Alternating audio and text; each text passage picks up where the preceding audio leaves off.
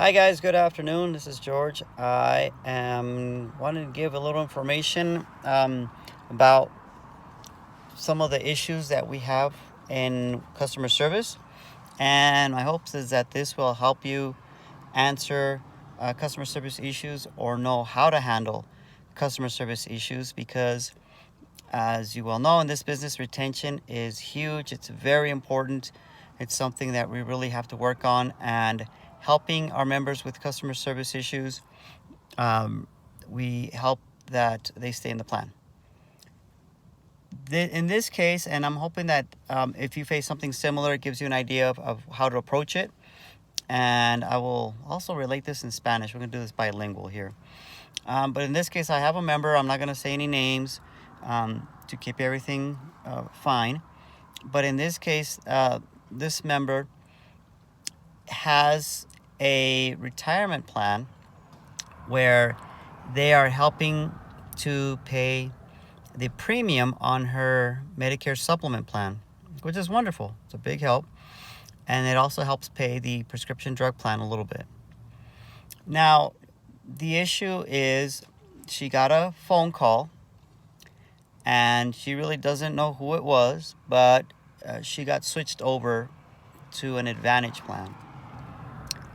And so the danger there is it's terrible what happens here. So they switched her to an Advantage plan without really her knowing. She wasn't happy about it. She said she didn't give any information or signed anything.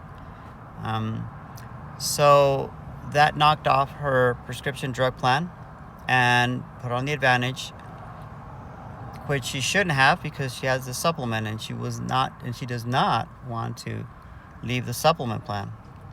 So we called Medicare, explained the situation to them, and something interesting I didn't know that I learned is Medicare has a special election period for this specific situation.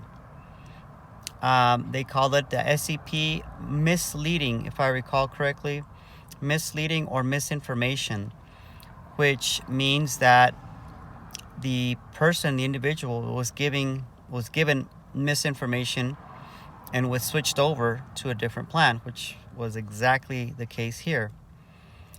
And thankfully, this Medicare representative was able to write up the report and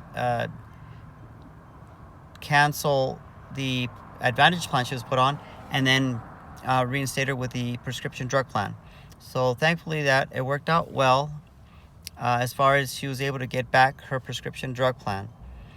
And so this is just a heads up to everybody. Be very careful with members as far as helping them, which is the best thing to do. This member, she's very thankful. She's very happy. Then I was able to help her, and I'm glad too. I'm glad. It's tough when we can't help them for some reason, but when we can, it's really great. So if something happens like that, remember there is an SCP that only Medicare can use this. Agents cannot. This is only Medicare that can use it. SCP misinformation, and that with that SCP they're able to switch an individual. And so please be careful out there. She has like I said, she's getting a premium for as part of her retirement package to pay for the supplement plan. Just as a heads up as well, because this was her situation, she has to renew that every year. She has to fill out a form to renew that reimbursement every year, which is challenging for her because she isn't understanding everything fully well as best she could. And we're in March right now. If you're watching this now, right now we're in March. She had that filled out in December, and when she called me, I became aware of the situation, but we were able to take care of it, and so she's going to get her reimbursement, which is great. And so now I'm making a point to follow up with her in December to make sure that's filled out for the following year, or maybe November. So be careful with these situations. So if you have members that have that premium paid by their employer, you know, help them out if it's renewed every year. I did help her, and she's very thankful. And hey, you know, it's her money. She should be getting it. It's tough that she has to do this form every year. I find that curious. I thought it'd just be automatic, but it isn't in this case. So that's a couple of tips for today. Careful with those reimbursements. Make sure they're getting them. And there is that SEP, misleading or misinformation, that is only provided through Medicare. So that's the story today. I'll come back with another story.